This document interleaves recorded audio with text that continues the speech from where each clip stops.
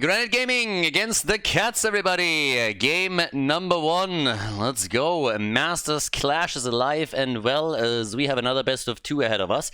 So, as per usual, we currently have one of the games where we're going to get a bit of action between two teams that just play out 2 maps. It's the final 8. This is last weekend, actually, at the Masters Clash, where we're going to determine which teams make it to Paris directly, which teams have to go through the gauntlet. On the left side here on Towers of Doom, we got Mako on Blaze, Whoopi on Hogger, Breeze on Murden, Azurite on Sergeant, Hammer, and Poik is playing Brightwing.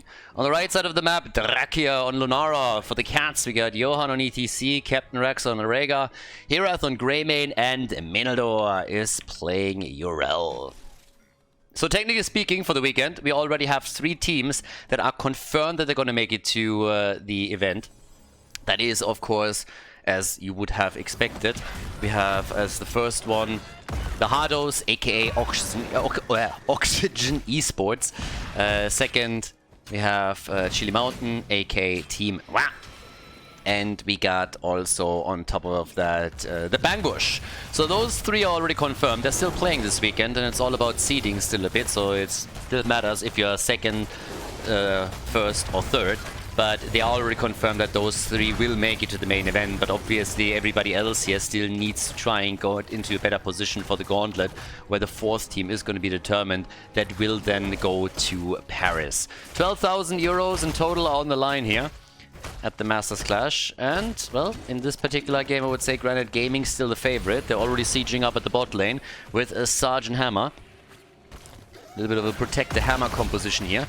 And at the same time, with Greymane plus Lunara, the red team is trying to get some counter pressure going topside, and they've so far done quite a bit of damage. So they've already taken down one of the walls too. Now at the bottom of the map, the bell tower has slowly started to be in trouble. Menaldor is pretty much only doing one thing here. Just waits for the cooldowns, moves in, Hammer gets close enough to the bell tower and then pushes it back. That of course only works until the Hammer has reached level 7 and is then a bit more mobile. But at least for the time being, that's working out as long as you dodge out on the CC.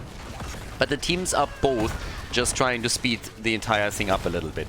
And I gotta say, the Cats are doing well early on. I mean, they're repaying them in kind here.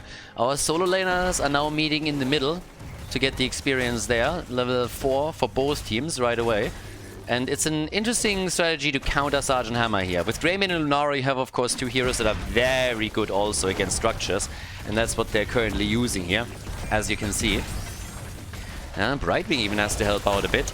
Now down at the bottom of the map, first blood, the fruit fly infestation has been eliminated. Oh, Greymane, the big bad wolf is dead.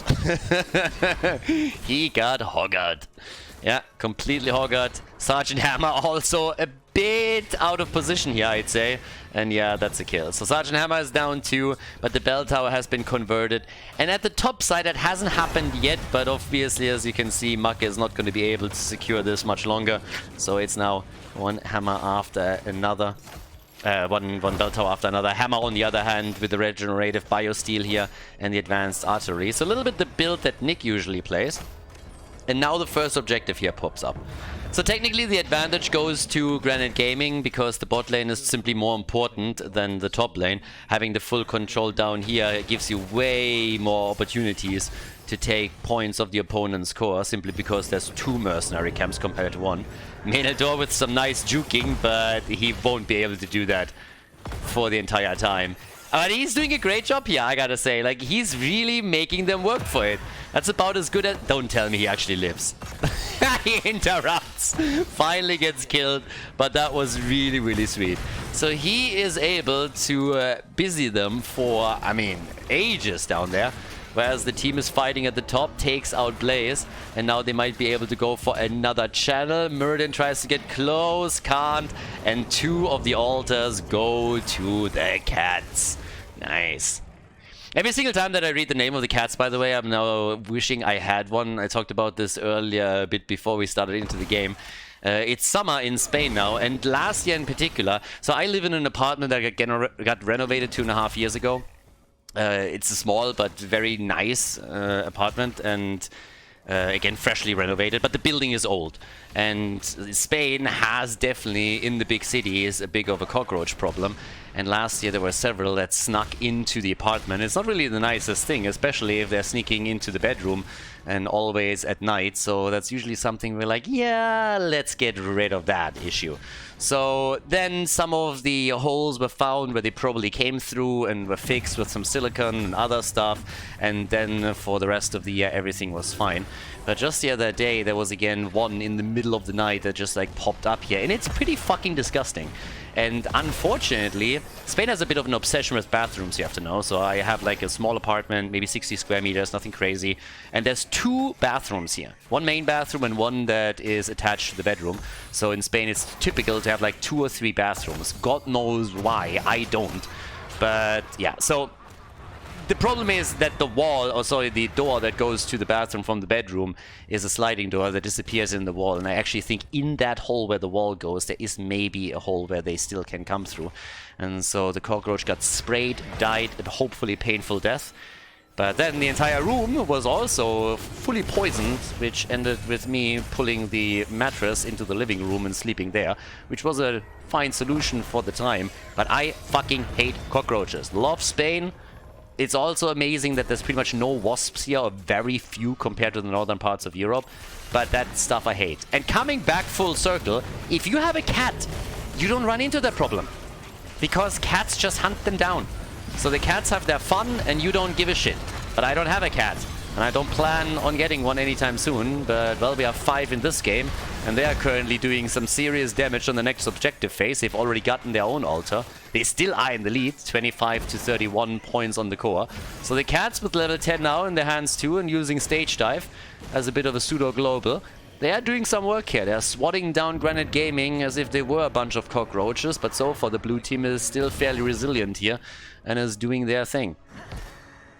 These cockroaches in Spain remind me a little bit of Brightwing. About as useful and annoying, and it's an absolute infestation that you just want to exterminate as quickly as you can. So death to all fruit flies.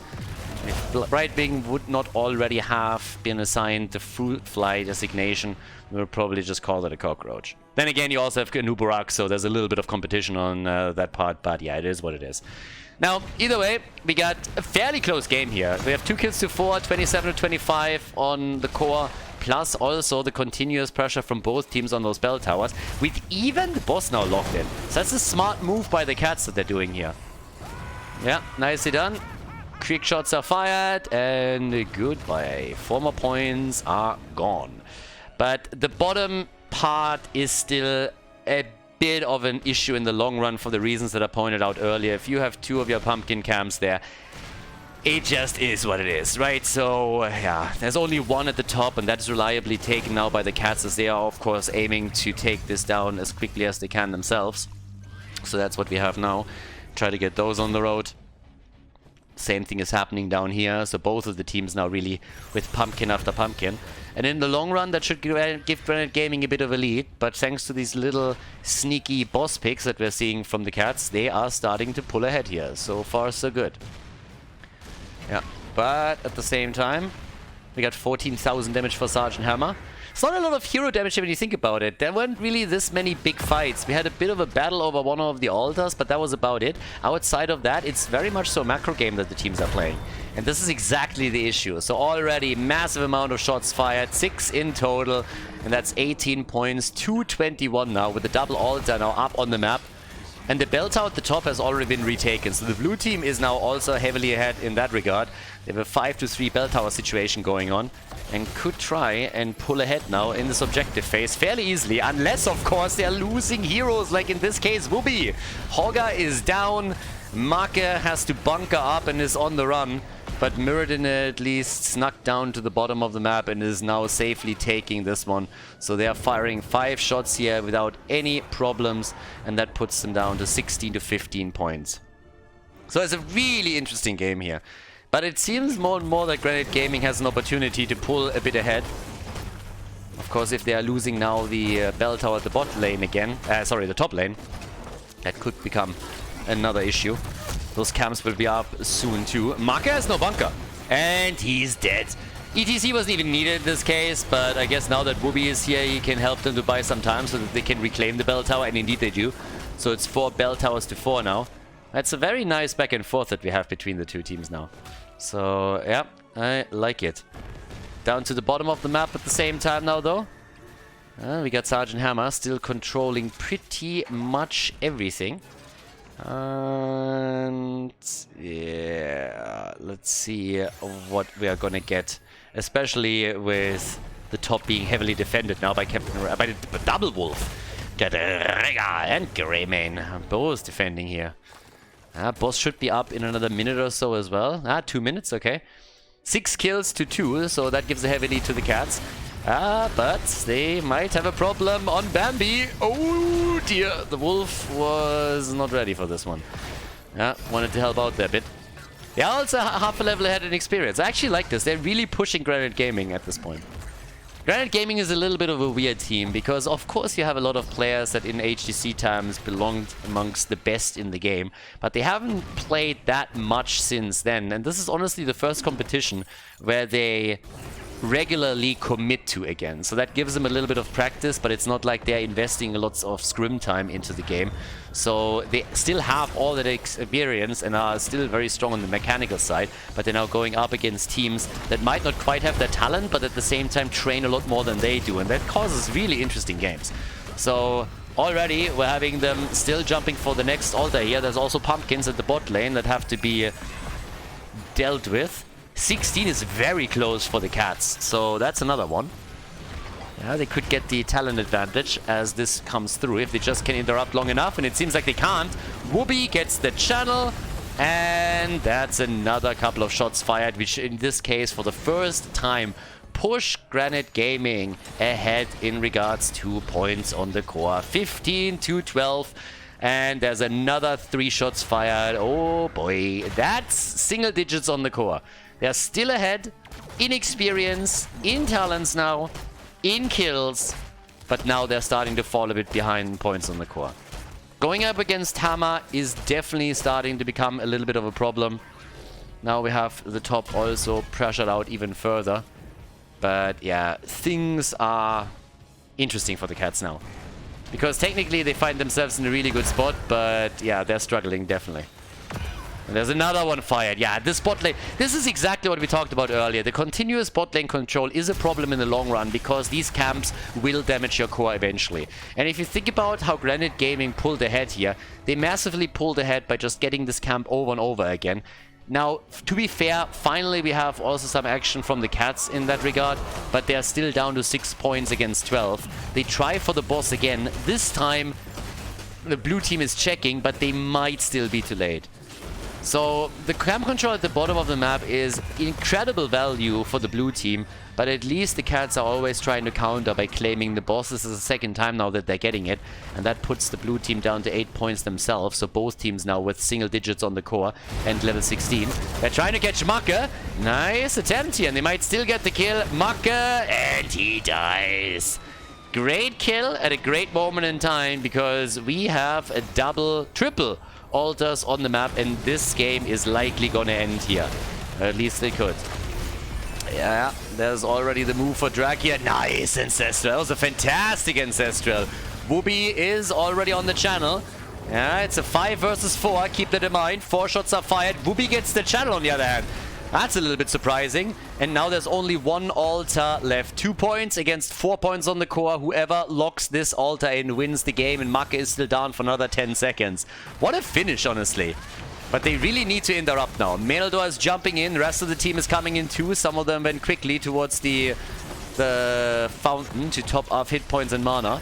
By now, Macke is back to business. And, well, Johan is a bit low. ETC is very low. If he gets attacked here and focused, then he's dead. And that's indeed the case. ETC is gone. And now the blue team has a good shot at winning this game. Already moving in for a second kill against Khaldor. Nobody dying yet. They're pushing them back here.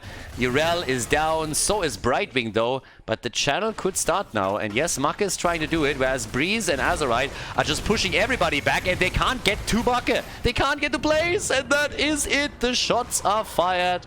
And game number 1 goes to Granite Gaming as the blue team locks in the victory on Towers of Doom. And therefore the lead in the best of 2. Before we head into game number 2, make sure that you subscribe to the channel if you haven't done it yet so you don't miss out on any future content here on Khaldor TV. In game number 2, Granite Gaming is in the lead, and the Cats busted out Volskaya and their Nazeebo strategy. Apparently Granite wasn't quite aware of that and didn't ban the Witch Doctor out, so now they got to deal with it.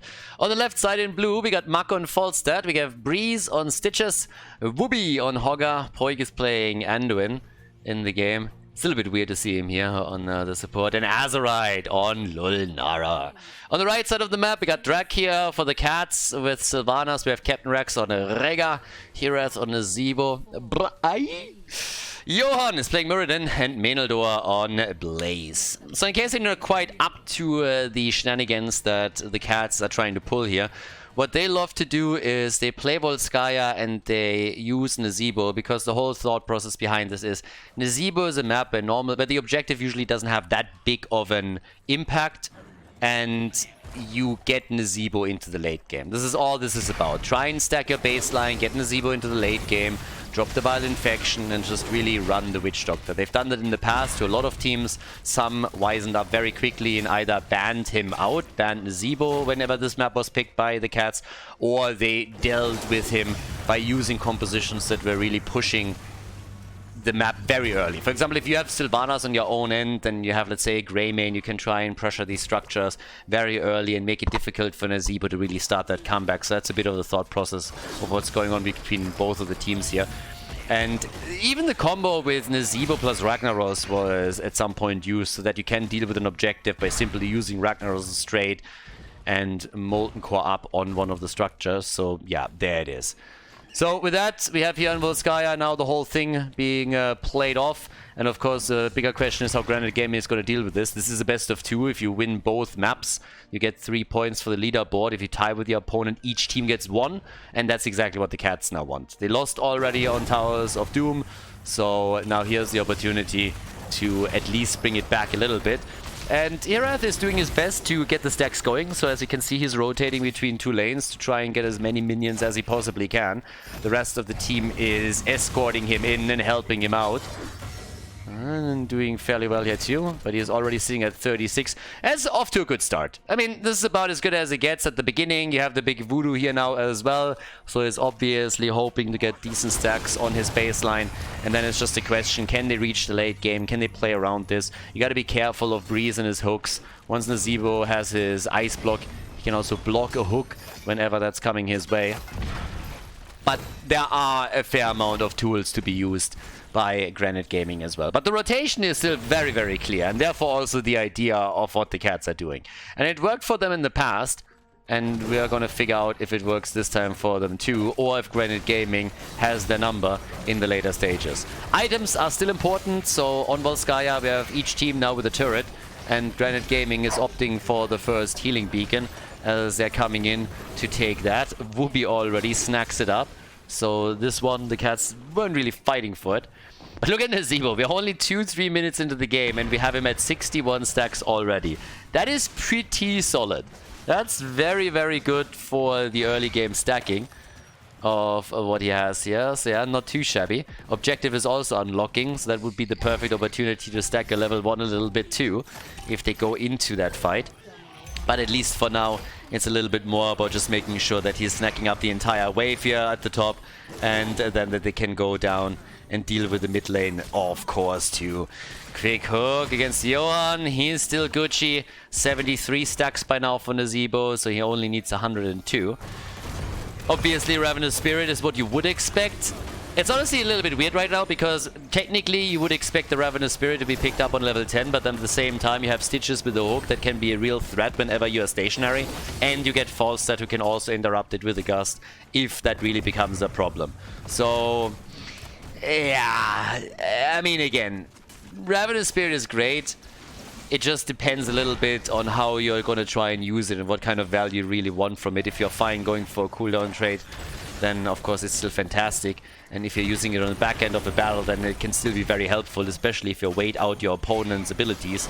But there are interrupts available to Granite Gaming that could shut Nazeebo's ult down very, very easily if they really wanted to. But of course, a lot of theory crafting on that too. Now, we have already... These hooks that keep hitting Muradin like crazy, and the front line is really low. They always have to retreat with Muradin here because he's about to die. Now, Nazeebo is still pushing the top, and he's sitting at 90 stacks. So this is going extremely well for them. Yeah, it's going very, very well for them now on the stacking end. If you're playing solely for the late game here, then this is still going well. Now, you want to, of course, slow down all of these pushes for objectives regardless. This might not be the strongest objective in the game, but if you're losing protectors quickly and then we're heading into late game, those bad boys still do work, so you gotta be careful there. Nazeebo can, of course, help to burn them down also nicely. That's another good opportunity to get some stacks for the level 1, which Doctor is already in the house. Has 101 stacks, which, thanks to the level 4, is also impacting his mana and hit points more and more. But there is a lead in experience now for Granite Gaming that is starting to become significant since they are about to hit level 10. So with 1 kill to 0, they're already pulling ahead by nearly a level, and that is massive. That's a big lead. First objective doesn't do that much. Not that we necessarily expected it to. Rega had to retreat, but Dracula and Meneldo are still burning the protector down as quickly as they can. The wall is gone though. Yeah, and let's go. Nazeebo still nibbling a bit at Maka, and his Falstad wants to go for the birdie here. And here comes the level 10. So we got Gorge, we got the Light Bomb from Mando, and as you would expect, Shockwaves, so even more CC. And Johan is about to die unless he gets a heal from Rega. That was clutch. That was very, very close. So yes, the heal is there. Poik is now moving in from the bottom 2, trying to help the team out, but we have both on level 10. There is the Ravenous Spirit, so it's all about positioning for Hireth. Falstad will still be able to get to him, but you have to make sure that Stitches is not going to get an easy hook whenever you're using your ult, so he needs to really keep an eye on Breeze and think about where he's positioning himself. But you look at his baseline and he is at 130, so he is very, very diligent about getting those stacks together, and as long as they are not losing too much ground and can make it to level 20, that should really help them in the long run. So the Nazeebo strat, at least for now, is kind of working out for them. Granite Gaming hasn't been able to push the envelope too hard here. It's 1 kill to 0 as all of this still plays out. And level 1 for the Witch Doctor is also slowly getting stacked here. So yeah, he's doing a lot of PvE. Yeah, but that's a kill. That's a double kill. So we have Rega dying and we got Sylvanas eliminated. So that's an easy double kill, and that's of course even more experience for Granite Gaming. That's really the danger, that you fall too far behind, and that's an early level 13, which technically shouldn't really give them too much because the objective hasn't been announced yet, so there's plenty of time to catch up in experience and at least get the talents evened out. Rega even without the ult in that case. But yep, Nazeebo still on his rotation, can't take the direct way anymore, has to go for the safer approach. A longer distance, but he's at 150 stacks already. He's definitely going to get this completed. So that's... Oh, but there's the hook! Ah, and they prevent the follow-up. So yeah, good for them. But Nazeebo nearly done with the level 1. Soon to be done with the requirements on his baseline. So now it's all about let's get into the late game. But Azerite and the blue team have now opened up the mid lane, and they've started to push that structure. Another hook hits home, and this time Captain Rax is getting wrecked. Even the Gorge on Sylvanas, and that's a problem because we're looking at kill number 2 very likely. Dracula is down, and now it's 5 kills to 0, a 1.5 level lead, and this is really the big problem if you're trying to play a strategy like this. You have 2 issues. First of all, you need to make sure that your late game hyper carry gets his stacks. Check on that. The problem is that they are falling too far behind, and they still have 7 levels to bridge before Nazeebo gets the Violent Infection. So that's a pretty big gap that you somehow got to deal with. They need to make sure that that late game is still an option for them, and they're getting pressured on so many lanes at once. Now it's the bot lane that's under attack, and Lunara and Falstad are having an absolute field day here. Blaze alone is just not able to deal with this, and Rega, yeah, is trying to help. There's a level 13 for them, but they're now 2 levels behind. And there's an objective to be dealt with at the top. This one is already down to 30% HP. In the middle, a similar picture. A few more hit points left, but still, that's it. Nazeebo, he's getting the 175 here, so he is definitely going to be a threat in the late game, if it ever comes to that. That's the big question. And yeah, that is starting to become a bigger and bigger question as time continues. We haven't gotten any kills yet. Haven't been able to do anything yet that would really help them here. And Nazeebo is now getting caught and getting killed. Yeah, these hooks. Breeze is hitting them. Now they're trying to go for counter pressure down at the bottom of the map, so there's at least one way though they can start to get some experience themselves. Gotta be very careful here. Yeah, Wailing Arrow, that didn't hit completely. Gust Attempt, that did not work out for them either. Poik made it out of the fight, so good for him. Not a battle that you normally want to take, but Hogger isn't here, so it's a 4 versus 4, and finally kill number 1. Nice. Kill number 1 for the Cats. So they're slowly starting to bring this back here. But 16 is going to drop. And, of course, there's another Protector now. Yeah, Protector number 2. Now, the good news is they haven't lost any forts yet. This is obviously going to change soon. Granite Gaming is likely going to get 1 or even 2 now. And they also have level 16, which is a big lead.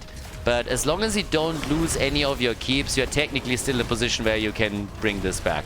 Now, Murden dying against Lunara and Foresight at the bottom of the map certainly doesn't help their cause. We have 7 kills to 1 now, and after the fort here got destroyed, the one at the bot lane doesn't look any better. So that's 2 structures already eliminated. But we're still talking about the outer ring of defense, so there's no serious pressure to keeps yet, but that will change soon.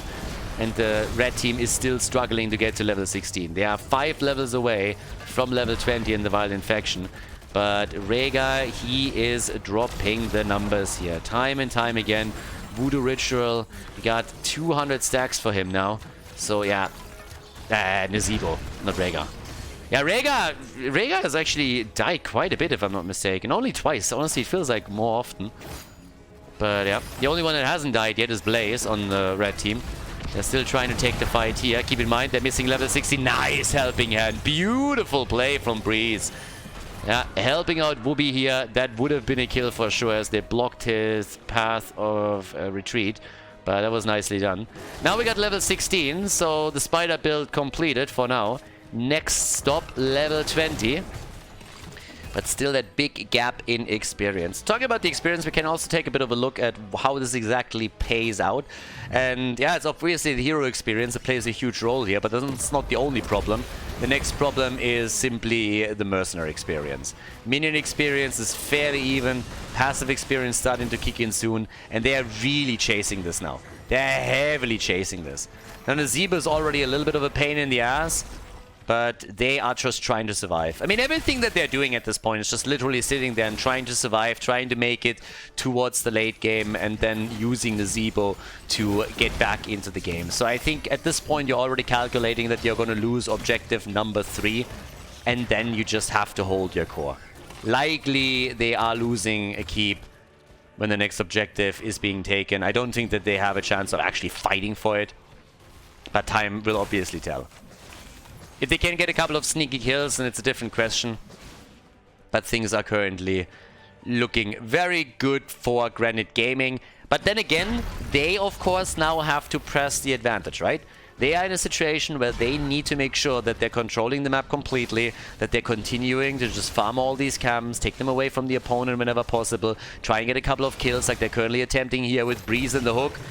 Yeah, Drag here tries to get out and dies. What I don't really understand is why we're not seeing any Ancestrals. Like in this case, it seemed fairly obvious that Captain Rex with an Ancestral would be able to save Sylvanas. I have no idea why he didn't drop it. Either I missed a stun or something, or maybe it wasn't in range. Like, I'm honestly a little bit flabbergasted. I honestly felt earlier already that he could have used his ult, and in this case, it looked like Sylvanas was, I mean, fairly safe. I thought he was in range, and I thought the Ancestral could be dropped here, but nope. Instead, now the move for Johan again. Another opportunity to maybe play around that. They're trying to go for Breeze once more, but Anduin is ruining the play. Level 20, nearly ready. And there it is for the blue team. 9 kills, 2-1. And with level 20 plus the objective, they're of course going to go for maybe even game. Ooh, epic mount. Look at that. Macke wants to have a little bit more... Yeah, a little bit more possibilities here on the macro side. Yeah, don't mind that either. Top side, 250 stacks now for the Witch Doctor. Their stacking has been spectacular for him. You gotta give him that. But now they are still 2 levels behind, and this is of course a bit worrisome that they already lost the wall down here. That's a big problem. Hook not quite on target, but Will of the Forsaken was also popped there by Sylvanas, so wouldn't have made a difference anyways. Yeah, and Horga takes over camp again. But they have a level 20 advantage, and they're all... You can tell what they're doing. So they're currently trying to take down this keep as much as they can before the objective is even in play, because their whole game is, let's end the game here. Again, no attempt at an Ancestral. To be fair, he got stunned out. But I think the... How many times did Rhaegar use Ancestral in this game? Once? Did he use it? I wasn't even sure. I feel like there were a few opportunities where he could have. In the last one, granted, he was killed. But yeah, this is bad and really, really bad for the red team, because this is looking like core. The whole goal for the Cats was to get to level 20 with the Witch Doctor, and his stacks are absolutely insane. But currently they're starting to lose hit points on the core, and the objective isn't even here. Mirrodin is playing with Hogga, trying to delay everything so that they can get the time. But this is just... it's a little bit heartbreaking. Whenever you're getting in a Nazeebo fully stacked, then you want to have the rewards in the late game, but it seems that the Cats just can't get them, because this is too much too early. They weren't able to buy enough time for themselves so that Heras can completely explode on the damage numbers with a Bile Infection. They're still 1 level away from level 20 in their Storm Talons, and they're just losing everything down here. They don't even need the Protector. They have the core down to 76% already as is. Yeah, there's the Gust cancelling out the Ravenous Spirit. I talked about this a bit earlier. As you can see, the core is dropping down to 50. And that is just nasty business. There's the Ancestral, and it saves Rhaegar for a moment. But the damage is still too much. Protector's on his way too. I feel a bit sorry for the Cats. If you're playing in a Nazeebo game, you kind of want them to at least get to 20 and see the impact that the Witch Doctor has. But this is not going to be a thing here. Nope, they are getting absolutely murdered now. 13 kills, 2-1, and that, ladies and gentlemen, is game number 2 as Granite Gaming locks in a 2-0 victory against the Cats. Nicely done, GG, and well played.